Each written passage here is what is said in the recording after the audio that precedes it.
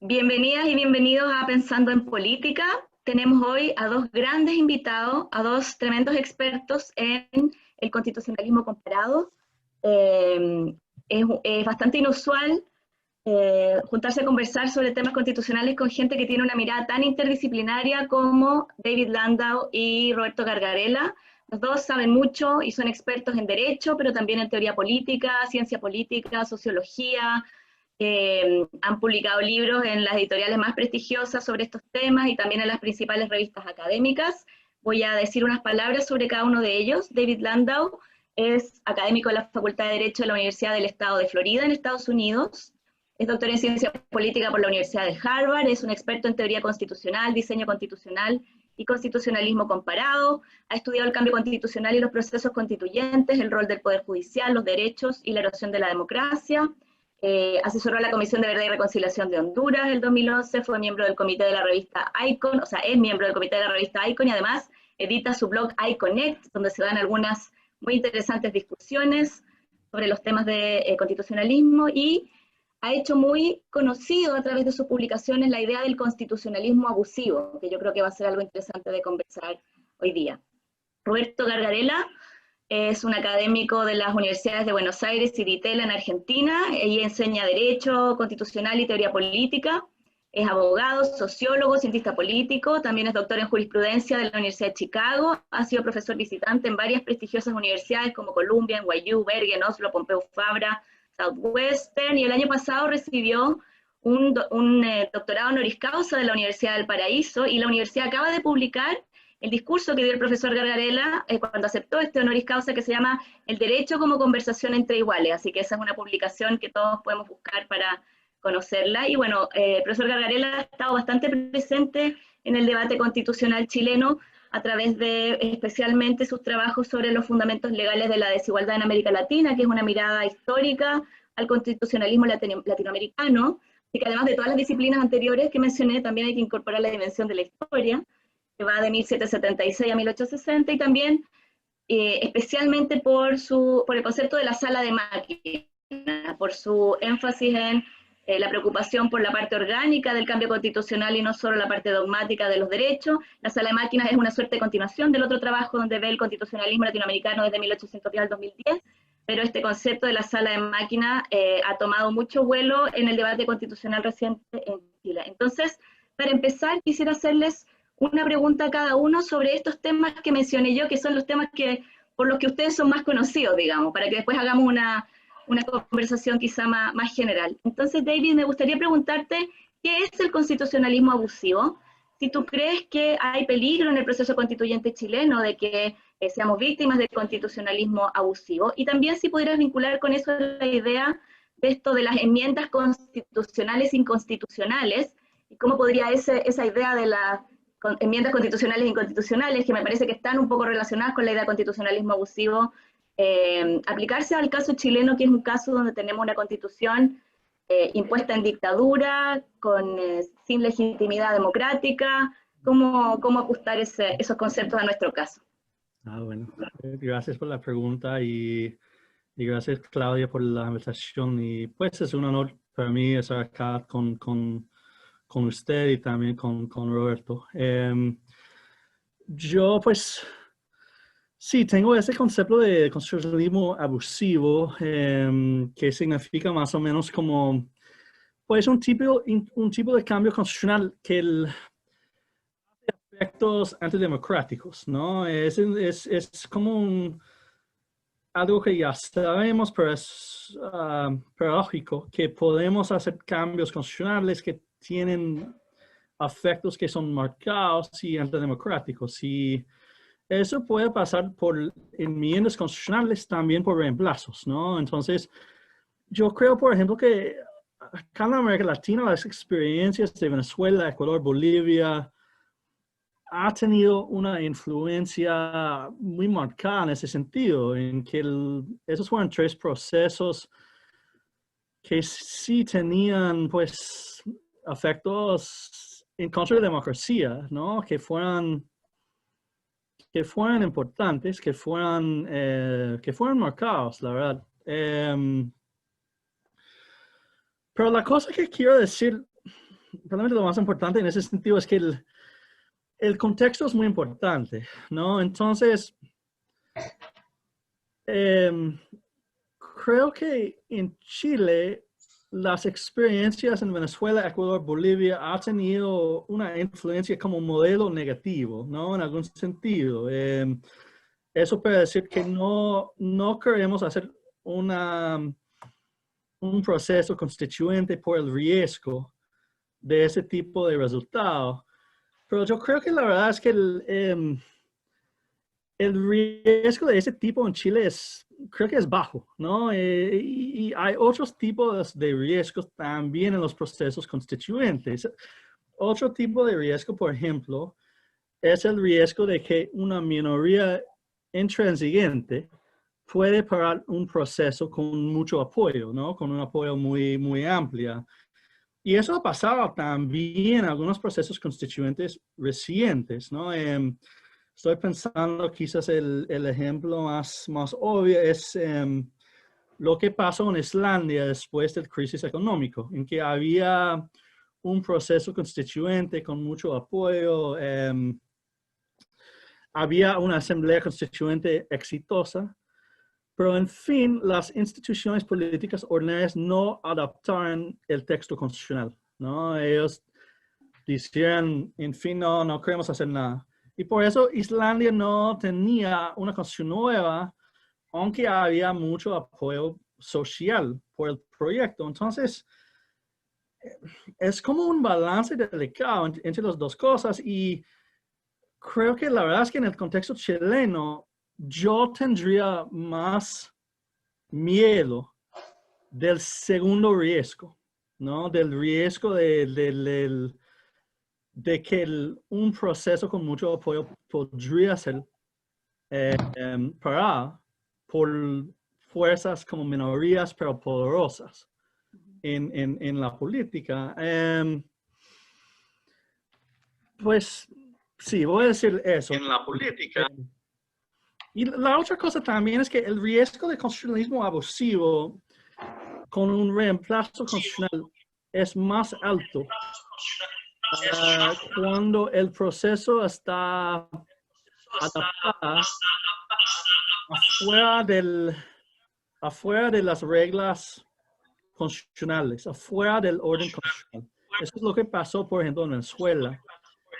Fue una acción del poder constituyente originaria, ¿no? Que fue como afuera de todo. No podría ser controlada por ninguna fuerza. Y como sabemos, eso no es lo que está pasando en Chile, ¿no? Que es un proceso más controlado. La otra pregunta me parece también muy interesante sobre el rol del cambio constitucional e inconstitucional, ¿no? Y sí, estoy de acuerdo de que eso no puede ser un concepto solamente formal, que se necesita tener como rutas en la democracia, por ejemplo, ¿no? Y cuando tenemos un orden constitucional que estaba adaptado en una dictadura, creo que sería, en algunos sentidos, por lo menos, un error utilizar en una manera muy formal ese tipo de doctrina. Es un ejemplo de ese tipo de riesgo, ¿no? De que sería posible parar o cambiar un proceso constituyente con mucho apoyo social. Si entiendo bien la primera parte, entonces, el hecho de que este proceso constituyente esté regulado por la Constitución y que requiera los 2/3 para los acuerdos, de alguna manera prevendría la posibilidad de tener un constitucionalismo abusivo, ¿no? Sí, creo que más, por lo menos el riesgo es mucho más baja, ¿no? Y así, pues, claro que hay otro tipo de riesgo, es que cuando se necesita una sobremayoría de 2/3 partes, pues es posible que podría bloquear cambios. Un grupo bastante pequeño, ¿no? Y eso es otro tipo de riesgo. Aún así, me parece que el proceso chileno el diseño es muy, muy bueno, ¿no? Y el contexto también me parece cuidadoso. Entonces sí, creo que el riesgo de constitucionalismo abusivo en ese contexto es muy bajo. Ujú, ujú. Entonces vamos con Roberto a otro riesgo, que es el peligro de la inflación de derechos con pocos cambios en la sala de máquinas, ¿no? O esta idea de Rosalind Dixon del chantaje de los derechos, porque hay mucho debate social para la ampliación de derechos y creo que es menos el debate sobre la redistribución del poder o la redistribución de la distribución funcional del poder, territorial del poder, a pesar de que hay demandas por descentralización y hay un debate bastante amplio sobre, sobre moderar el presidencialismo. No creo que sobre pasar a un régimen parlamentario, pero sí sobre tener un presidencialismo más moderado. Entonces, Roberto, si pudieras explicarnos en qué consiste tu teoría de la sala de máquinas y la relación entre derechos y la parte orgánica de las constituciones, en el cambio constitucional. Bueno, antes comenzar diciendo que estoy muy, muy contento de estar aquí, compartir con David este foro y estar moderado por vos, que digamos, debe ser la voz central en este proceso y nosotros deberíamos callarnos, ¿no? Pero bueno, dicho esto, un pequeño comentario sobre lo anterior y luego sigo con sala de máquinas. Sobre lo anterior, que decía David, yo también coincido con él, no veo, dado cómo aparece el proceso, un riesgo de constitucionalismo abusivo, pero lo que veo y que me parece también muy preocupante es como la primacía del statu quo, digamos, ¿no?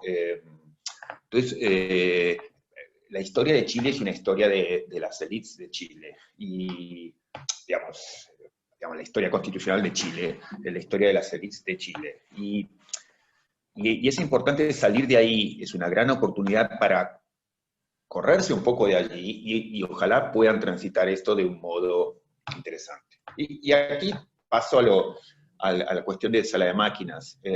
A mí lo que me interesó decir es pensar el constitucionalismo latinoamericano, sobre todo desde 1917 y México, y decir que desde hace 150 años venimos insistiendo con reformas, por un lado espectaculares, en materia de expansión de derechos, que han convertido nuestras constituciones en las más robustas del mundo, pero al mismo tiempo muy limitadas por todo lo que no han hecho, digamos, y sobre todo, y ese es un poco el punto de la sala de máquinas, por no trasladar los mismos principios que llevan a reorganizar la estructura de derechos a la organización del poder.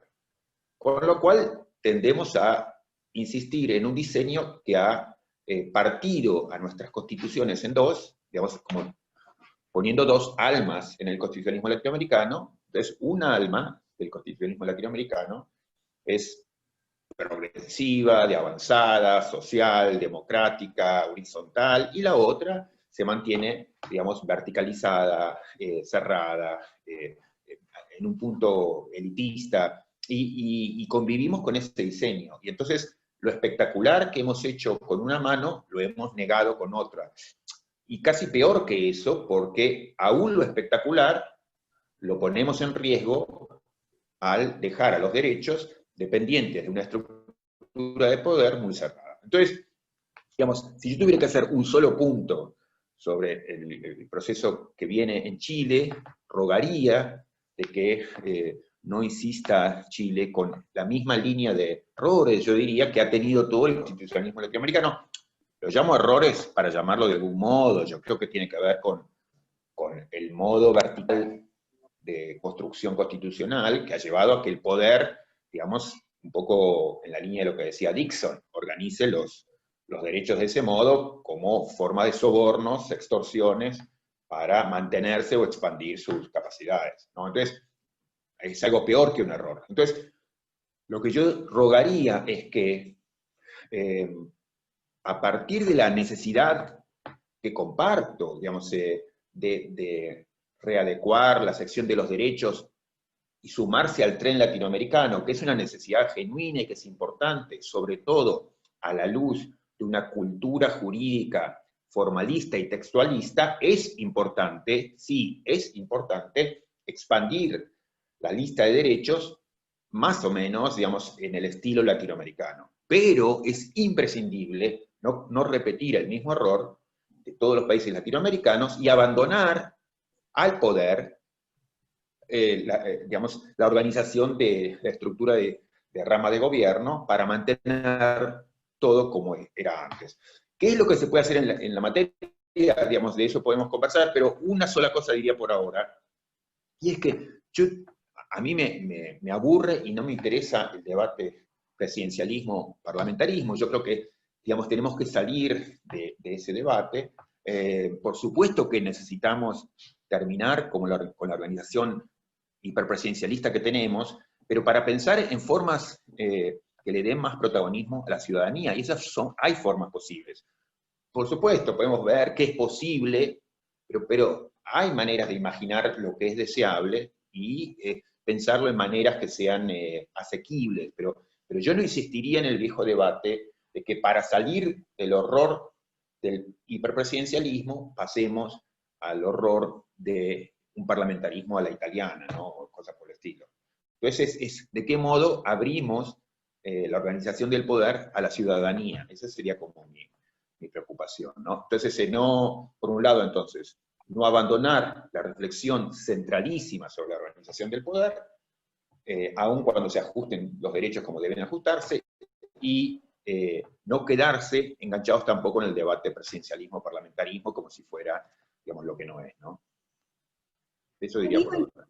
Ha habido en Chile bastante discusión sobre eso, presidencialismo, parlamentarismo, se está preparando, digamos, las baterías de argumentos para, además que es lo que han estudiado las personas que están trabajando estos temas, entonces hay un sesgo también de lo que uno conoce, digamos.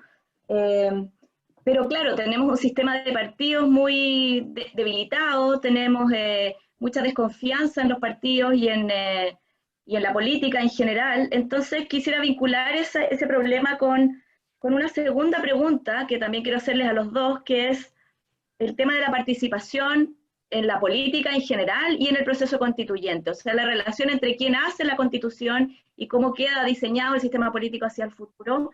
Nosotros hemos tenido una reforma insólita que permite, o sea, inédita. Ustedes me dirán si es así o no, pero me parece que no había otro proceso constituyente paritario. Si llega a ganar la Convención Constitucional en el plebiscito del 25 de octubre, tendríamos, yo creo, la primera Convención Constitucional completamente paritaria en términos de género. Además, se está legislando ahora el tema de los escaños reservados para pueblos indígenas. Se hizo una norma especial para que los independientes puedan participar con un poco más de ventajas de lo que podían participar en el sistema electoral habitual.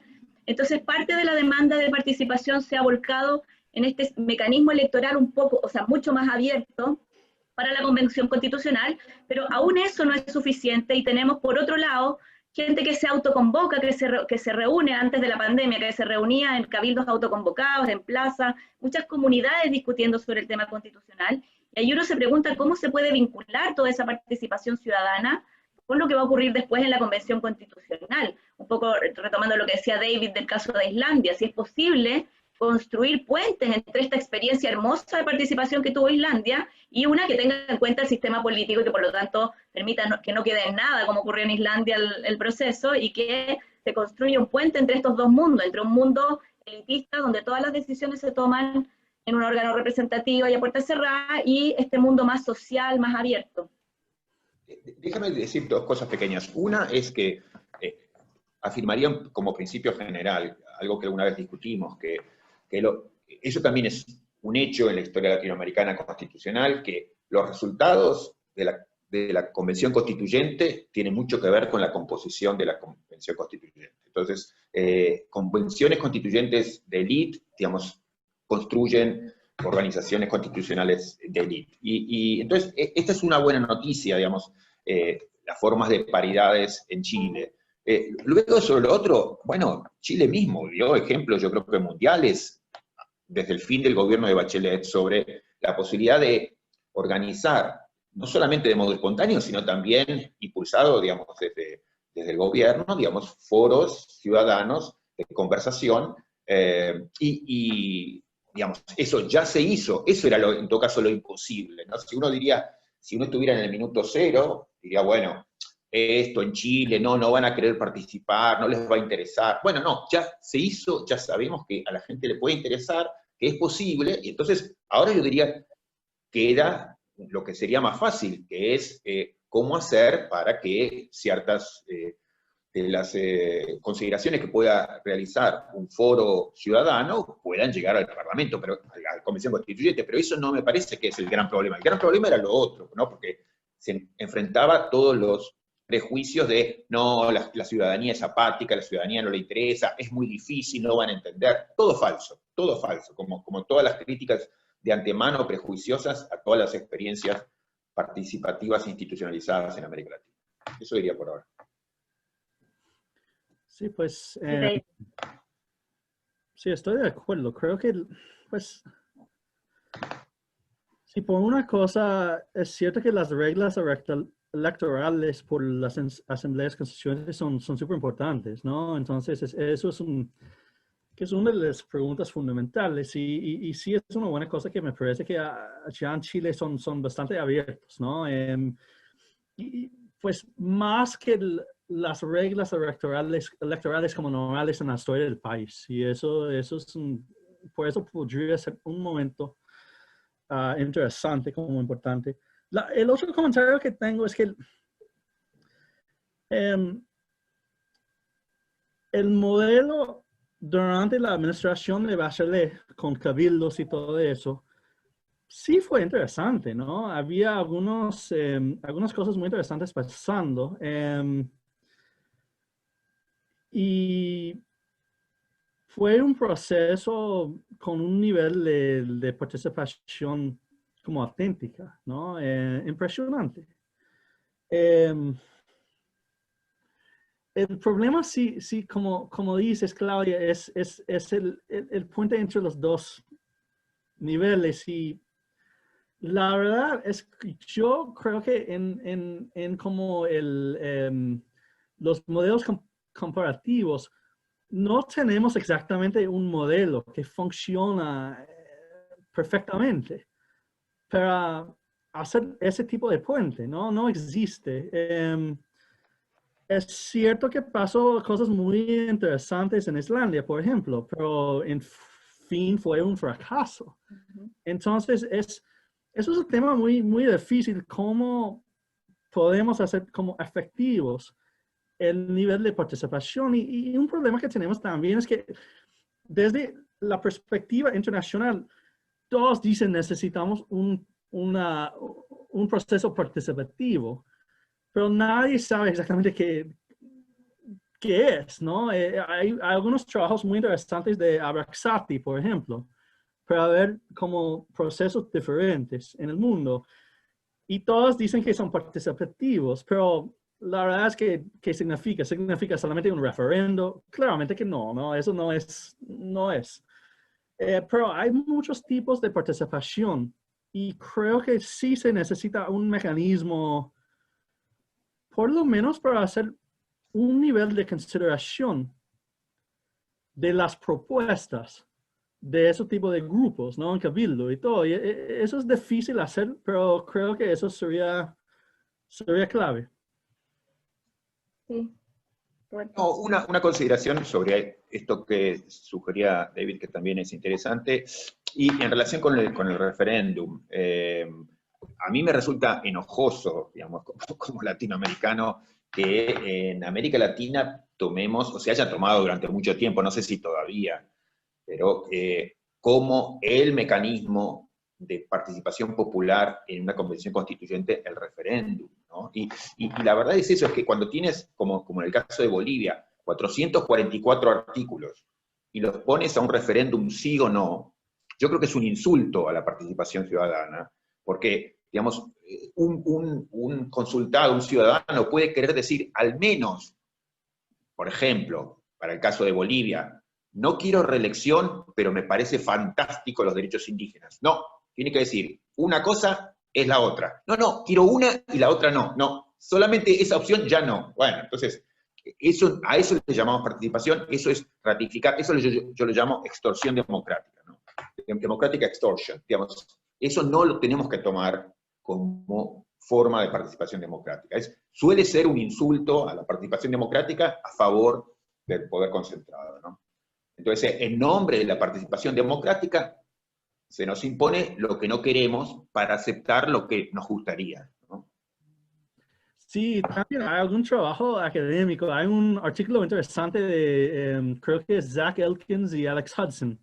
Y ellos miraron los referendos después de un reemplazo constitucional. Encuentran que el nivel de éxito de ese tipo de referendo es casi 100%. Y eso, creo que eso fue del punto de Roberto, ¿no? Que lo que pasa con ese tipo de referendo es que la gente no puede hacer un tipo de evaluación de una constitución total. Es diferente que una enmienda, ¿no? Es una cosa un poco diferente, pero un reemplazo de toda la constitución es que es imposible, no tiene mucho sentido. Sí, en general yo diría, es exagerado e insultante si son 400 artículos, pero la verdad es que si no es una enmienda, sino, no sé, ya 3 enmiendas, ya es un problema, porque 2 enmiendas, ¿no? Porque tiene que ser posible que yo diga sí en una cosa y no en otra, por ejemplo, y si eso no es posible, y me ponen 10, 20 opciones, bueno, entonces me atan las manos y me obligan, y luego me van a decir, usted dio el acuerdo, justamente en cosas que uno no quería dar el acuerdo, pero quedó forzado a dar el acuerdo para que, por ejemplo, aceptaran más derechos indígenas, ¿no? Entonces, o sea, tenemos que madurar, o sea, en ese sentido, digamos, al menos académicamente, digamos, la academia no puede seguir, como siguió, defendiendo estas formas como el modo de incorporar a la ciudadanía en el proceso constituyente, ¿no? En todo caso, digamos, después de un debate público en donde hemos participado, bueno, pero lo importante es lo que viene antes, ¿no? Ese sí o no sobre decenas de alternativas. Nosotros vamos a tener el plebiscito de salida, este plebiscito ratificatorio del 2022. Entonces, una opción para resolver el problema de Roberto sería, en vez de plebiscitar la Constitución completa, plebiscitarla por partes, hacer un plebiscito que tuviera tantas preguntas como artículos. Otra opción que parece un poco más sensata sería enfocarse en un tercer elemento que no hemos mencionado hasta ahora, que es el tema de la deliberación. Hemos hablado de participación y de representación, pero la deliberación política durante el proceso constituyente quizá debiera contener algunos elementos, y ahí retomo lo que decía David sobre el problema de la participación. No es fácil, uno dice que queremos participación, pero cuando se trata de llevarla a la práctica, la gente no quiere participar o la gente no sabe sobre todos los temas, y ahí me pregunto si serviría quizá más que la idea de una participación propiamente, el concepto que ha señalado él en Landemors de apertura, es la idea como de la apertura del proceso constituyente a los actores que quieran intervenir en temas determinados o donde tengan preferencias más intensas, pero no sé cómo se podría hacer esa apertura de la Convención Constitucional a la gente que está fuera de la Convención Constitucional. ¿Ustedes creen que, por ejemplo, la Asamblea podría darse un reglamento que incorpore alguna dimensión para recoger opiniones vinculantes de la gente que está fuera de la Convención? Mira, ¿Ha habido alguna vez una experiencia de ese tipo? No, pero hay en América Latina algunos elementos obligatorios como el convenio 169 de la OIT de consulta obligatoria a los pueblos indígenas. Bueno, es un indicio de algo que se puede hacer. Si vas a tocar una cláusula que afecta de modo muy especial a los derechos de tal grupo o a tal sector, a derechos lingüísticos o derechos territoriales o derechos culturales o a las mujeres o a los... Bueno, entonces hacer un llamado particular a esos grupos. Eso forma parte ya desde hace 50 años del derecho latinoamericano, o sea que hay una base ahí que instaura un principio que es interesante para esto, pero en todo caso retomo lo que decías, Claudia, y suscribo esa idea de que, digamos, es un poco lo que nos han enseñado las buenas asambleas ciudadanas en Canadá o en Irlanda, digamos, ¿no? Que el plebiscito no está mal, inclusive está bien, si es que es el resultado de una asamblea de base y una asamblea que ha deliberado, que ha tenido la oportunidad de deliberar abiertamente. Entonces, bueno, luego es como darle un sello de legitimidad democrática adicional, pero lo importante es lo que vino antes, ¿no? Entonces, ahora, si lo de antes estuvo cerrado y luego es la ratificación, a eso yo me opondría, ¿no? O me digo, ahí hay un problema. Sí, creo que es posible hacer algunas cosas con el diseño, ¿no? Para hacer, por lo menos para hacer como comisiones que tiene que tomar en serio las ideas de las personas afuera. Es muy posible hacerlo y algunos procesos que son como mejores diseñados en ese sentido que otros, ¿no? Entonces, sí hay diferencias que son importantes. Al mismo tiempo, creo que sí, el punto fundamental es que, bueno, la dimensión de participación pública es muy importante. Pero una cosa que sí creo que sabemos desde la perspectiva comparada es que no si lo más importante va a ser las personas que son partes de la asamblea, ¿no? Entonces, va a ser la asamblea que es la clave. Y la dimensión de participación sí juega un rol. Es muy importante por la legitimidad y queremos un proceso que sea más abierto. Pero sabemos desde la perspectiva empírica que sí hay límites. Y un tipo de trabajo que sabemos que dicen eso son trabajos empíricos sobre los efectos de las propuestas del público en el producto. Y normalmente muestran que la influencia es difícil ver en muchos casos. Entonces, sí hay un nivel de participación pública, tiene un impacto, sí, pero el nivel de impacto desde la perspectiva empírica normalmente no es muy fácil ver en el producto, en la construcción, en el texto. No sé qué significa. Quizás significa que necesitamos hacer mucho más, pero hacer procesos más participantes. Pero creo que también desde una dimensión como empírica necesitamos saber también que es muy difícil diseñar un proceso con un nivel adecuado de participación pública, ¿no? Es difícil. Sí, no, a ver, es sin duda difícil. Lo que pasa es que siempre, y en particular en países como Chile, lo que hay que romper es el estado de cosas que ha sido el que mantiene y es funcional a y es producto de la desigualdad. Y entonces, la prioridad es romper eso, ¿no? Luego podemos tener dificultad en ver cuánto se abre, hasta dónde, pero la prioridad es romper el statu quo que ha tenido mucho que ver con el dominio de los sectores de siempre en el proceso de creación, ¿no? Entonces, la prioridad es romper esto. Bueno, sí. Tal vez más que pensar en que la sociedad civil o la gente que está fuera de la asamblea haga la constitución, podríamos pensar en que objete cosas que está haciendo la convención. O sea, si realmente la convención tiene apertura y discute abiertamente las cosas que se están negociando, quizá podría haber un rol ciudadano más bien en obstruir o en objetar decisiones políticas de la convención con esta idea como del pueblo veto, no sé, con estas ideas como de Rosambalón, de que la expresión ciudadana puede actuar como contrapeso del poder constituido, porque hasta cierto punto la Convención Constitucional, si bien va a estar actuando con el poder constituyente, es en un sentido un poder constituido, ¿o no? ¿Cómo ven ustedes esa parte? No sé, mira, te cuento una anécdota, que para mí fue una gran enseñanza, digamos, ¿no? Hace, no sé, como 15 años, me habían invitado para discutir una reforma constitucional que comenzaba en una provincia del norte argentino, en Salta, una provincia súper conservadora, y nos habían invitado a un amigo y a mí, desde una comunidad indígena, digamos, y era solamente con estos grupos. Y yo recuerdo que en un momento mi compañero dijo, bueno, vamos a hacer un ejercicio, nosotros nos vamos a retirar durante 2 horas y los vamos a dejar acá, y ustedes escriben sus propuestas, piensan, y luego volvemos, ¿no? Y bueno, y yo, digamos, me fui con él y le dije, pero mira, este es un pueblo, digamos, muy callado, muy tímido, que ha estudiado poco, lamentablemente, muy poco educado.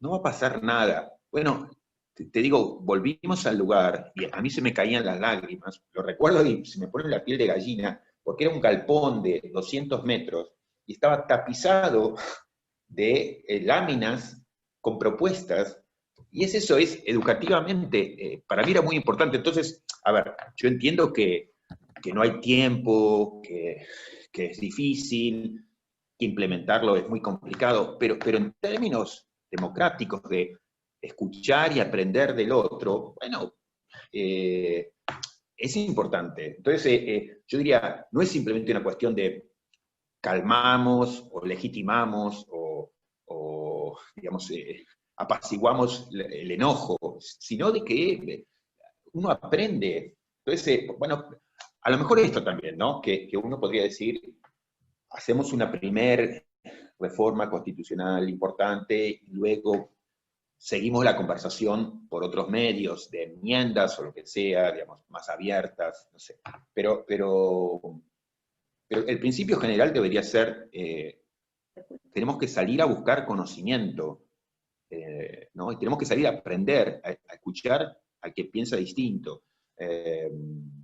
Y no, digamos, lo que yo creo que los ánimos que en la dirigencia chilena hoy hay sobre la apertura a la participación hay mucho enojo social y si no abrimos, explota.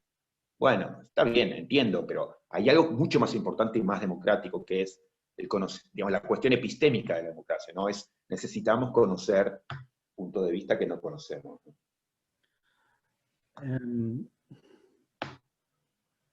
Pues yo creo que si miramos los momentos constituyentes en América Latina,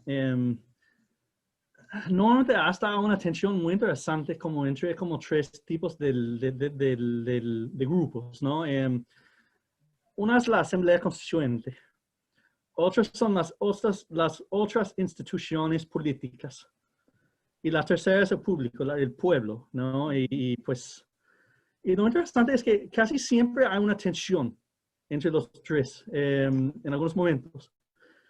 A veces es una tensión peligrosa en algún sentido. En otros casos muy productivo, ¿no? Entonces, pero me parece interesante porque la primera cosa que yo dije que fue, para mí el riesgo de constitucionalismo abusivo en ese contexto es bajo. Y creo que es cierto, pero al mismo tiempo, creo que sí necesitamos ser preparados por ese tipo de tensión. Y ese tipo de tensión puede tener efectos que son marcados. No sé exactamente qué va a pasar, ¿no? Pero, pues, un ejemplo interesante es Colombia, ¿no? Colombia en 91 fue un proceso muy exitoso, pero sí había una tensión entre la Asamblea y el Congreso que fue fuerte, muy fuerte, ¿no? En el momento. Y, en fin, el Congreso fue, pues, cerrado no, pero había una elecciones como nuevas para cortar el término del Congreso por acción de la Asamblea, ¿no? Bolivia es otro ejemplo interesante en que había ese tipo de tensión entre las instituciones. El Congreso estaba intentando controlar la Asamblea. Y también, y lo interesante en Bolivia es que había movimientos sociales muy fuertes durante la asamblea. Había personas en la calle en muchos momentos. Entonces, un tipo de objeción de la sociedad civil sí es ese tipo, ¿no? Es muy fuerte, pero puede tener efectos que son importantes. Es solamente los momentos en que llegan grupos, pues, para hacer protestas, ¿no? Y casi todos los momentos del cambio constitucional en América Latina últimamente ha estado momentos también de crisis y algunos de los más exitosos sí fueron basados en movimientos sociales. Y creo que eso va a pasar en Chile también, ¿no? Y creo que pues es una pregunta interesante el rol de ese tipo de protesta durante una asamblea, pero sí, creo que es una buena cosa que la Asamblea Constitucional tiene un tipo de control por el pueblo y en el otro lado también quizás en algunos momentos por las instituciones políticas, aunque eso sea más ambigua, ¿no? Creo que probablemente es una buena cosa que hay como tres fuerzas con poder en el proceso. David, pero te quiero preguntar más específicamente, en Chile algunas personas han dicho que el proceso ya no es legítimo justamente porque fue empujado por la movilización social. Entonces, si por ejemplo la Convención Constitucional está discutiendo, no sé, pues, unicameralismo versus bicameralismo, y se ve que la Convención está más bien inclinándose a mantener el bicameralismo, pero la gente en la calle quiere unicameralismo, si la gente empezara a protestar pidiendo unicameralismo, ¿a ti te parece que eso sería una presión ilegítima del proceso constituyente? ¿Le quitaría como legitimidad a la decisión de la convención? ¿O te parece que es una manera democrática, digamos? ¿Sería antidemocrático que hubiera presión de ese tipo? Creo que es una pregunta muy difícil, ¿no? Pero para mí, pues, no hay una respuesta general, pero creo que, por ejemplo, en Bolivia, yo creo que sí, en algunos momentos las protestas sociales de los dos lados han tenido efectos negativos en el proceso, ¿no? Pero en otros casos no. Pues en Colombia sí, la influencia de esos grupos de estudiantes y sociales fue muy positiva. Lo que creo que puedo decir es que hay una tensión y que hay varios grupos que puede decir que tiene un tipo de representación del pueblo y de la soberanía, y creo que esto está bien, es como lo normal en esos momentos. Pero a mí el peligro es que son los momentos en que solamente un grupo tiene todo el poder, como pasó en Venezuela, por ejemplo, ¿no? Pero cuando eso no pasa, y eso no va a pasar en Chile, ¿no? Sabemos. Creo que está bien que hay ese tipo de movimiento, protesta, es caótica, pero puede ser al mismo tiempo una buena cosa. Sí, yo sí me animaría a decir una respuesta más general. Creo que la respuesta tiene que ver con cómo pensamos democracia. Y para mí democracia es eso, como el diálogo extendido y que incluye, digamos, expresiones institucionalizadas e incluye muchas veces en América Latina expresiones extra institucionales, sobre todo porque la ciudadanía reconoce razonablemente que los canales institucionales no están preparados para recibirla o para ser sensible a sus demandas. Entonces, forma parte de la conversación. Y la protesta es una manera de participar en una conversación. No, entonces yo diría, primero, no tenemos que verlo como parte del problema, puede obviamente generar ruido, molestias, enojos, pero bueno, digamos, puede desatarse violencia que debe ser contenida, pero en principio hay que tomar como positivo, digamos, la intervención ciudadana y la protesta en América Latina. Yo diría, en lo que yo conozco normalmente, cuando la gente asume, eso ya lo decía Jefferson, lo decía Locke, digamos, cuando la gente está dispuesta a ponerse de pie y perder tiempo y usar sus energías cívicas, bueno, uno tiene que prestar atención, ¿qué pasa? Digamos, ¿qué quiere decir? Entonces, hay algo importante, y que normalmente está vinculado con canales institucionales cerrados o inexistentes, ¿no? Entonces, no, yo diría que hay algo que es, en principio, valioso, no antidemocrático. Por el contrario, digo, es un modo de intervenir en una conversación democrática, ¿no? Sobre todo en el contexto de instituciones muy cerradas, en el contexto de canales muy bloqueados, ¿no? Bueno, estamos casi en el tiempo, quiero hacerles la última pregunta, pero una pregunta grande. Yo pienso que la movilización social que vinculó la crisis que está viviendo Chile con el problema constitucional encierra una demanda redistributiva en dos sentidos. Una demanda redistributiva en términos materiales, que se vincula con los derechos económicos, sociales, culturales, ambientales. Y en ese sentido hay mucha discusión ahora sobre la idea de construir, de alejarse del modelo neoliberal, construir algo más parecido a un estado de bienestar, establecer derechos sociales en la Constitución, pero por otro lado, eso lleva a algunas personas al temor de que eso va a judicializar en extremo las políticas sociales y que eso podría llevar a la quiebra del Estado, por ejemplo, y que es imposible mantener un sistema económicamente sano cuando son los jueces los que deciden la distribución de los recursos. Y en el la segunda parte es, desde el punto de vista de la redistribución del poder, yo creo que la Convención Constitucional va a tener una presión muy fuerte a instaurar mecanismos de democracia directa, en los que Chile ha llegado muy tarde, digamos, en comparación con el resto de la región. Nosotros solamente tenemos una forma de plebiscito que es para conflictos entre poderes, tenemos unas consultas no vinculantes municipales, pero tenemos muy pocos mecanismos directos de consulta a la ciudadanía, no hay ninguna cosa como las revocatorias de mandato, ni las revocatorias de leyes, ni las iniciativas populares de ley, ninguna de esas cosas. Entonces quería preguntarle primero su impresión sobre el tema de la judicialización y la posibilidad de crisis económica, producto de poner derechos sociales en la Constitución, y segundo, sobre qué piensan ustedes sobre la incorporación de mecanismos de democracia directa en el sistema representativo. Que intervenga.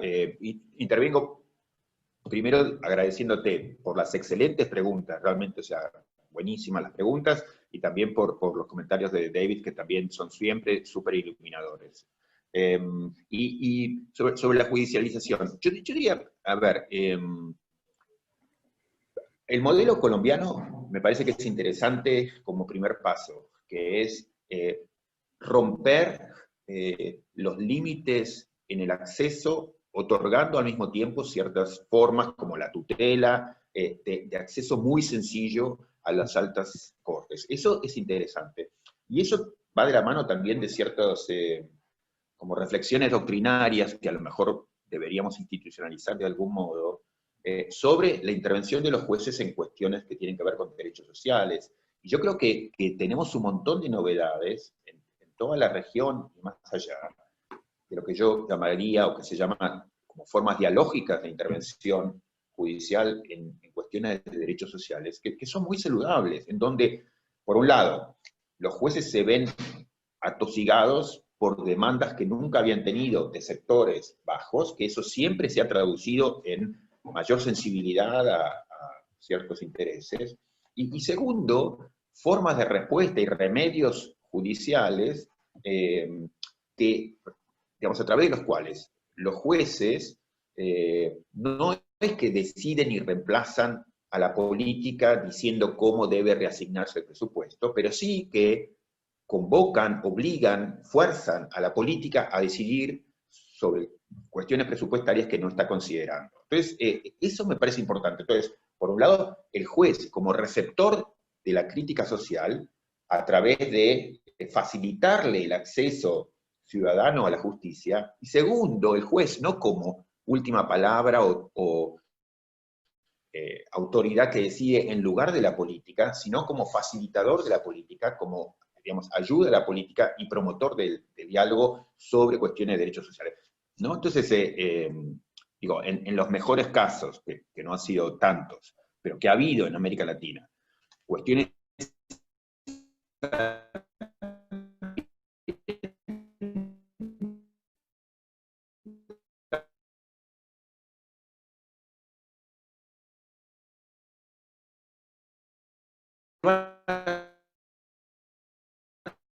hacer, lo tiene que decidir usted, pero la decisión es política, pero no puede dejar de haber una decisión. Entonces, hay formas de intervención judicial en materias económicas costosas, que es justicia en este tipo de casos, ¿no? Súper interesante todo. Gracias a Roberto y Claudia. Todo de esta conversación es pues súper interesante para mí. Creo que la pregunta es muy interesante porque las dos cosas son las dos de las debilidades más importantes de democracias liberales, ¿no? Entonces, un lado de esa igualdad, el otro la falta de participación pública. Y creo que una respuesta a las personas que dicen que no queremos hacer más porque es peligroso, pero a mí la respuesta básica es eso. Si no hacemos nada con el modelo va a fracasar, creo. Y no solamente en Chile, en América Latina, en todo el mundo tenemos ese tipo de problema, ¿no? en mi país también creo que esos son dos debilidades muy importantes que tenemos y que necesitamos hacer algo. Entonces, pues las respuestas son muy difíciles. Sobre derechos sociales, pues creo que pues, es uno de los problemas centrales del trabajo de Roberto, es eso, es que tenemos todos esos derechos sociales, pero en muchos casos no hacen mucho, no funciona bien, ¿no? Y creo que una cosa sí es el acceso a la justicia, el rol del juez. Pero eso es, en parte, eso es el modelo. Podemos hacer algo como la tutela, por ejemplo, un diseño de un mecanismo que hace mucho más fácil llegar a la corte. Y es un mecanismo flexible, es un mecanismo excelente, ¿no? Pero al mismo tiempo, lo importante creo que en el caso de Colombia también fue la identidad de los jueces después del 91, que llegaban personas a la corte después del 91 que tenía una visión como excepcional y diferente del derecho. Y esto no es, como sabemos, eso no es la visión típica del derecho constitucional, incluso en el nuevo constitucionalismo en América Latina, ¿no? Entonces, para mí, un foco sería exactamente esa pregunta de la identidad de los jueces, que es muy importante, que se necesita un cambio en la cultura de los jueces. La otra cosa que me parece interesante, y por eso pues he estado pensando mucho en eso, y la inspiración más o menos es el trabajo de Roberto, ¿no? Que es posibilidades no judiciales. Como pues otros tipos de respuestas, y no sé exactamente qué hacemos, pero Bruce Ackerman hace como 20 años tenía esa idea de una rama de justicia distributiva, ¿no? Como una rama que tenía solamente un rol en cosas sociales, preguntas sociales, como una institución solamente con ese tipo de misión. Creo que la idea tiene problemas muy obvios, ¿no? Pero al mismo tiempo, creo que ese tipo de propuestas sería muy interesante, por lo menos para pensar, ¿no? Como ideas. Sobre participación pública, pues eso es más compleja, ¿no? También, pero creo que una cosa que vale la pena es participación pública en el proceso de cambio constitucional. Eso puede decir, y no solamente con un referendo, pero también una práctica que tenemos muchos en las constituciones de los estados, aquí en Estados Unidos, que es que personas pueden hacer propuestas y con firmas podemos poner la cosa como una propuesta en la constitución, después pueden votar la gente. Ese tiene valor porque es como como decimos en inglés, como un workaround, ¿no? En los casos que las instituciones políticas no están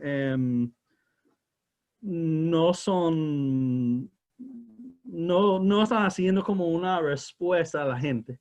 La gente puede decir, pues vamos a trabajar afuera de sus influencias. Entonces, creo que eso sería un tipo de diseño que sería valioso, ¿no? Bueno, estamos en la hora, me quedo con muchas cosas más que me gustaría preguntarles, pero espero que sigamos conversando y que ustedes sigan ayudándonos con su conocimiento comparado en este proceso que estamos emprendiendo en Chile. Y nada, agradecer al profesor Roberto Gargarella y al profesor David Landau por participar aquí en Pensando en Política y nos veremos en otra sesión. Felicitaciones a ti y a ustedes por lo que están haciendo. Sí, felicitaciones. Y gracias a ustedes.